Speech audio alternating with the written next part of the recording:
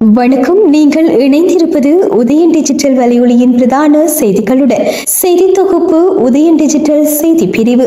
செய்திகளுடன் இணைந்திருக்கும் நான் லிஷா தரணீஸ்வரன். யாழ்ப்பாணம் செம்மணி பகுதியில் உள்ள சிந்துபாத்தி இந்து மயானத்தில் அகழ்வு பணிகள் இடம்பெற்று வரும் மனித புதைகுழியில் நேற்று மேலும் 3 மனித சிதிலங்கள் அடையாளம் காணப்பட்டுள்ளன. சிந்துபாத்தி மயானத்தில் மனித சிதிலங்கள் மீட்கப்பட்ட பகுதி மனித புதைகுழி என்று நீதிமன்றத்தால் பிரகடனப்படுத்தப்பட்டு தொடர்ச்சியான அகழ்வுக்காக பாதையிடும் சமர்ப்பிக்கப்பட்டிருந்தது.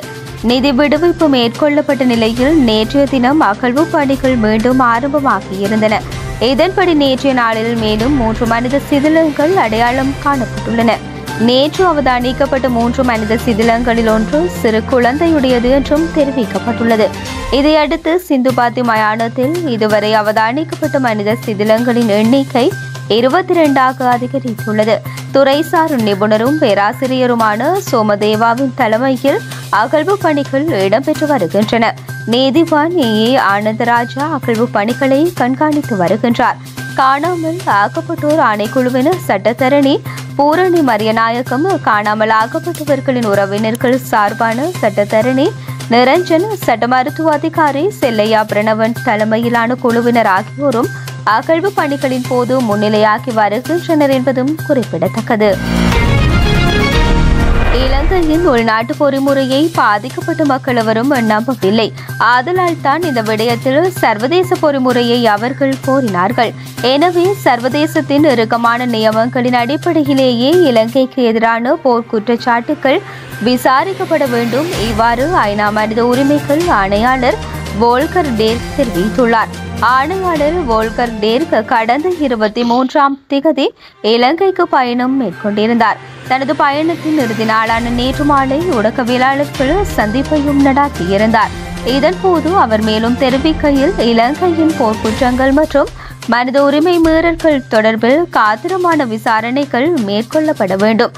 சமீபத்தில் நான் செம்மணி மனித புதைகுழிக்கு சென்றிருந்தேன். அந்த புதைகுழி கடந்த கால ஆட்சியின் கோரத்தை பிரதிபலிப்பதாக இருந்தது. அந்த புதைகுழியை பார்ப்பதற்காக எனக்கு வாய்ப்பளிக்கப்பட்டதால் இலங்கை அரசாங்கத்துக்கு நான் நன்றி உள்ளவனாக இருக்கின்றேன். பல நாடுகள் பல ஆண்டுகளாக போர், உள்நாட்டு ஆயுத மோதல்கள் அல்லது அடக்குமுறையை அனுபவித்துள்ளன. சில நாடுகள் உண்மையான நல்லிணக்கத்தை அடைந்துள்ளன. பாதிக்கப்பட்டவர்களின் குரல்கள் மற்றும் உரிமைகள் மீது கவனம் செலுத்தப்படுவது இதற்கு அவசியம். அத்தகைய நடவடிக்கையை நாங்கள் இலங்கையிடம் இருந்து எதிர்பார்க்கின்றோம். கடந்த காலங்களில் போர்க்குற்றங்களில் ஈடுபட்டவர்களும் மனித உரிமை மீறல்களில் ஈடுபட்டவர்களும் தண்டிக்கப்படுவது அவசியம். நினைத்து பார்க்க முடியாத வலியையும் இழப்பையும் சந்தித்த பாதிக்கப்பட்டவர்களின் எதிர்காலத்துக்கு இது இன்றியமையாதது. அரசாங்கம் கொடூரமான குற்றங்களில் ஈடுபட்டவர்களை பாதுகாக்க முனையக்கூடாது. எதற்கும் வழிவகுக்காது அல்லது அதன் பரிந்துரைகள் ஒருபோதும் செயற்படுத்தப்படாத ஆணைக்குழுக்கள் மற்றும் விசாரணைகள் பொதுமக்களின் நம்பிக்கையை சிதைத்து பாதிக்கப்பட்டவர்களுக்கு அதிர்ச்சியை அதிகரிக்கும். நீதி கிடைக்காவிட்டால் அமைதி நிலவ மாட்டாது. மாறாக உண்மையை ஒப்புக்கொள்வதும் ஆற்றுப்படுத்துவதும் மிகவும் அவசியமானது. இலங்கை ஒரு முக்கிய தருணத்தில் உள்ளது. இது ஒரு புதிய அத்தியாயமாகவும் புதிய வாய்ப்பாகவும் இருக்கலாம். இந்த தருணத்தில் இலங்கையின் கைகளில் கண்ணாடி ஒன்றை நாங்கள் ஒப்படைக்கின்றோம். பல சுய பரிசீலனைகளுக்கு அது அவசியம் என்றார். யாழ்ப்பாணம் வடமராட்சி கிழக்கு மணற்காடு பகுதியில் நேற்று அதிகாலை கட்டுமரத்தில் மீன்பிடிக்க சென்ற மீனவரை காணவில்லை என்று தெரிவிக்கப்பட்டுள்ளது. 38 வயதுடைய 2 பிள்ளைகளின் தந்தையான ஆனதாஸ் என்ற மீனவரை இவ்வாறு காணாமற் போயுள்ளார். நேற்று மாலை வரை அந்த மீனவர் அவதானிக்கப்படாத நிலையில் தேடல் பணிகள் தொடர்ச்சியாக முன்னெடுக்கப்பட்டு வருகின்றமை குறிப்பிடத்தக்கது.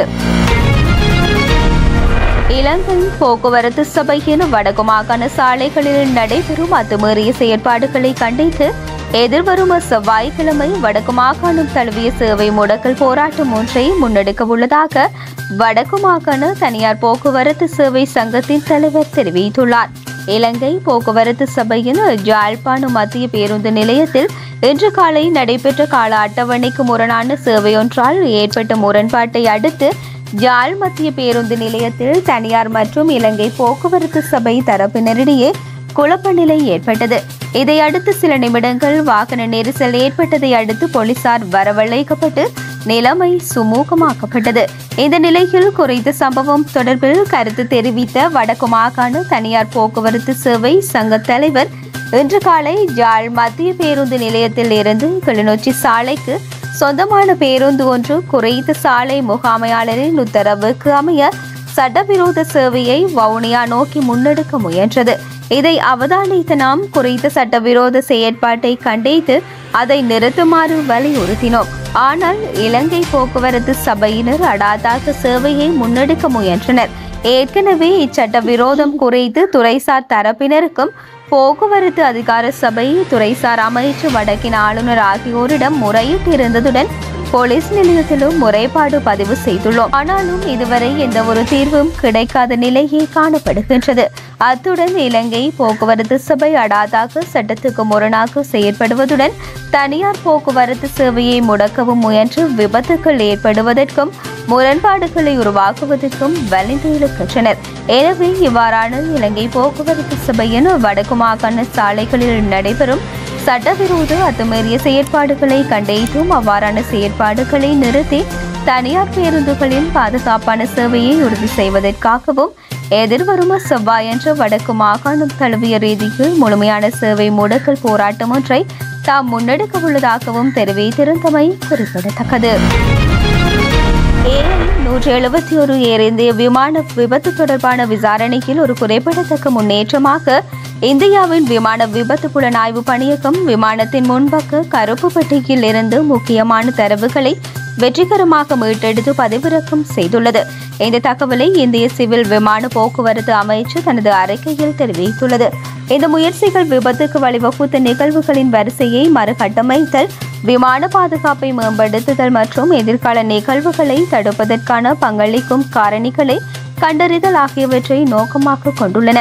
விமான தரவு பதிவு கருவி மற்றும் ஹாக்பீட் குரல் பதிவு கருவி உள்ளிட்ட கருப்பு பெட்டிகள் விபத்தில் சேதமடைந்ததால் தரவுகளை மீட்டெடுக்க முடியுமா என்ற கவலை எழுந்துள்ளது. ஆரம்பத்தில் தடயவியல் தரவு பிரித்தெடுப்பதற்காக அரசாங்கம் இந்த சாதனங்களை இந்தியாவிற்கு வெளியே அனுப்பக்கூடும் என்று தகவல்கள் தெரிவித்தன. இருப்பினும் விமான விபத்து புலனாய்வு பணியகம் தற்போது விமானத்தின் விபத்து பாதுகாப்பு தொகுதி மற்றும் நினைவக அலகில் இருந்து தரவை வெற்றிகரமாக மீட்டெடுத்து பிரித்தெடுத்துள்ளது.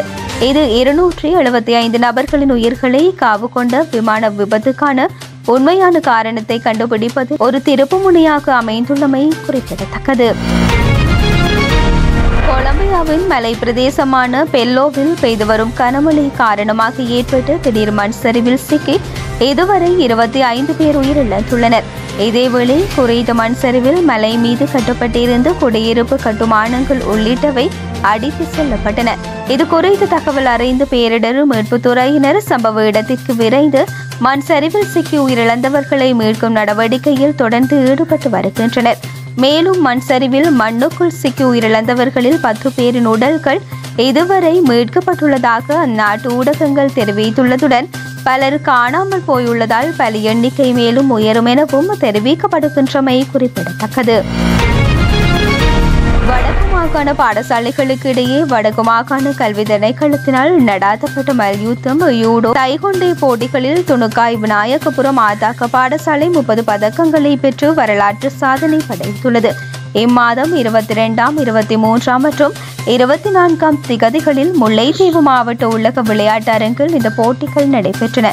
இதில் துணுக்காய் விநாயகபுரம் ஆதாக்க பாடசாலையில் இருந்து பங்கு பெற்றியோர் 11 தங்கம், 9 வெள்ளி, 10 வெண்கலம் உட்பட 30 பதக்கங்களை பெற்று பாடசாலைக்கும் துணுக்காய் வலயத்துக்கும் பெருமையை சேர்த்துள்ளார்கள். அத்தோடு பெண்கள் அணியினர் மல்யுத்த போட்டியில் மாகாண சாம்பியனாகவும் தெரிவு செய்யப்பட்டுள்ளார்கள். இத்துடன் உதயன் டிஜிட்டல் வலையொலியின் பிரதான செய்திகள் நிறைவடைகின்றன. தொடர்ந்தும் செய்திகளை உடனுக்குடன் அறிந்து கொள்ள எமது உதயன் டிஜிட்டல் வலையொலி பக்கத்துடன் இணைந்திருங்கள். வணக்கம்.